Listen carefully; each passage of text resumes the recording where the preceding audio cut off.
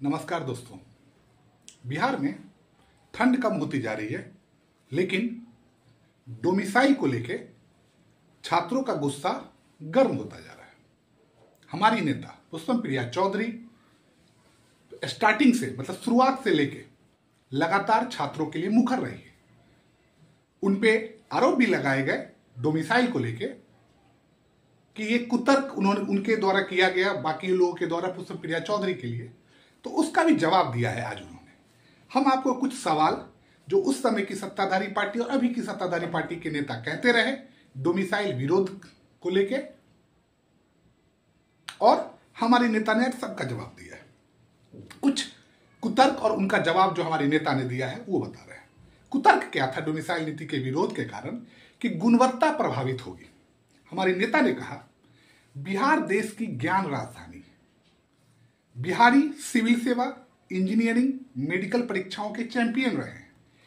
क्या बिहारी युवा बच्चों को पढ़ाने का भी ज्ञान नहीं रखते? और फिर शिक्षण की ट्रेनिंग भी होती है। पढ़े लिखे बिहारी युवा जिन्हें बिहारी बच्चों की पढ़ाई की जरूरतों का पूरा ज्ञान होगा, वे ट्रेनिंग पाकर और बेहतर शिक्षक बनेंगे। ये हमारी नेता का जवाब है। आपको पता होगा कि इससे पहले की सरकार में जो शिक्षा मंत्री थे उन्होंने कहा था कि योग्य शिक्षक अभ्यर्थी नहीं मिल रहे हैं, इसीलिए डोमिसाइल नीति नहीं लगाई गई, हटा दी गई।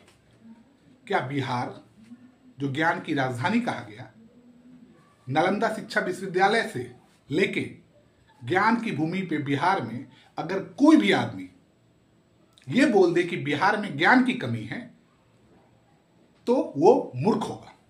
हमारे नेता ने सीधा सीधा कहा है कि एकदम जायज बात नहीं है। बिहारी एकदम 100% सटीक और फिट है इस शिक्षण की नौकरी के लिए। दूसरा, बाकी लोग कुतर्क दे रहे थे कि दूसरे राज्य भी अगर लागू कर दे तो बिहारी पर क्या असर पड़ेगा। अब उनका जवाब, हमारे नेता का जवाब सुनिए इस पे। दूसरे राज्य शिक्षक भर्ती में ऐसे भी प्रत्यक्ष या परोक्ष रूप से मतलब घुमा फिरा के डोमिसाइल लागू किए बैठे हैं। मैं आपको बताता हूं कैसे करते हैं। दूसरे राज्य ये कर रहे हैं कि 10वीं की परीक्षा जिसे मैट्रिक कहते हैं, वो उनके राज्य में पास बच्चे ही अभ्यर्थी बन सकते हैं। भाषा का ज्ञान उन्हें होना चाहिए। अब एक बात बताइए, महाराष्ट्र में मराठी भाषा चलता है, तो क्या बिहार के बच्चे मराठी भाषा की जानकार हो पाएंगे क्या? नहीं। तो इनडायरेक्टली उन्हें डोमिसाइल से वंचित कर दिया जाता है। तो क्या बिहार में ये नहीं हो पाएगा? तो ये बात का भी, कुतर्क का भी उन्होंने जवाब कर दिया है कि बिहारी के युवा अपनी बलि क्यों चढ़ाएं। तीसरा, अन्य राज्य में बिहारियों का विरोध होगा। तो अब इसका जवाब सुनिए। दूसरे राज्यों को बिहारी श्रम की जरूरत है, जिसको लेबर भी बोलते हैं। हमें वे नौकरी देकर एहसान नहीं कर रहे हैं। हमसे उनके उद्योग धंधे चलते हैं, सेवाएं मिलती है, हम उन्हें नौकरी देकर उन पर एहसान कर रहे हैं। तो दूसरे राज्य ये सुन ले कि हमारे नेता ने सीधा सीधा कहा है कि हम पर आप कोई उपकार नहीं कर रहे। पुष्पम प्रिया चौधरी जी का ये जवाब है। हम आपको लेबर रिसोर्स दे रहे हैं।